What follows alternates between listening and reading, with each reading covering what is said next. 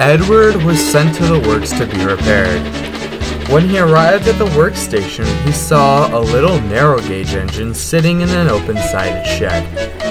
"It's Skarloey. What is he doing in there, not out and about?"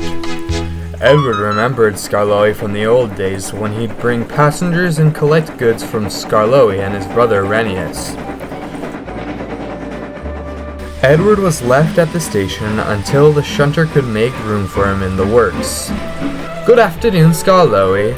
Having an afternoon nap?" "Hello, Edward. How are things on your branch line?" "Very good. I'm being sent for an overhaul right now. What are you doing here? Shouldn't you be on a train?" Skarloey sighed. "Oh, the owner just bought 2 new engines. He told me I was a very old engine, and I needed a good long rest. He put me in this shed so I can see everybody and not be lonely." "But I am lonely," he said. "I miss Renius.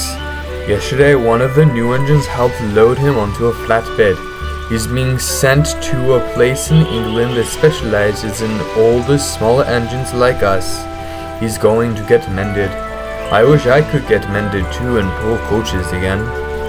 "Haven't your coaches got names?" "Oh yes, they do. There's Agnes, Ruth, Jemima, Lucy, and Beatrice. Agnes is the first-class coach, and she looks down on Ruth, Jemima, and Lucy, who are only third class. But all 4 of them scoff at Beatrice. She often smells like fish and cheese, but she is the most important. She holds the guard, so sometimes I might leave some of the others behind, but I always take Beatrice. You must have a guard, you know." "Of course. Everyone in our valley knows me and Linnaeus, and we know everybody else." They all wave and say hello. The children crowd the fence to wave, and the passengers all wave back, for they think their children are waving to them. But us engines, we know differently, of course. Of course. The weekends are busiest of all, for we take your tourists and bring down the villages to do their shopping.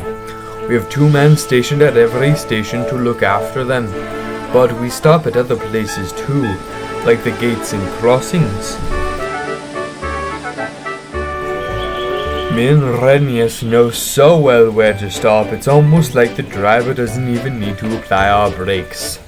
On market days in May and November, our trains are so full that we let third-class passengers ride in Agnes.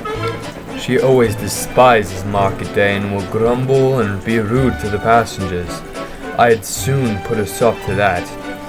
Passengers are the most important. Yes, definitely. Just then the shunter came along to bring Edward to the shed. "I must go now. Thank you for telling me about your line.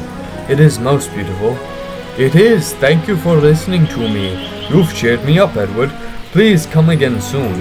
And with that, the blue engine departed and Skarloey drifted happily back to sleep.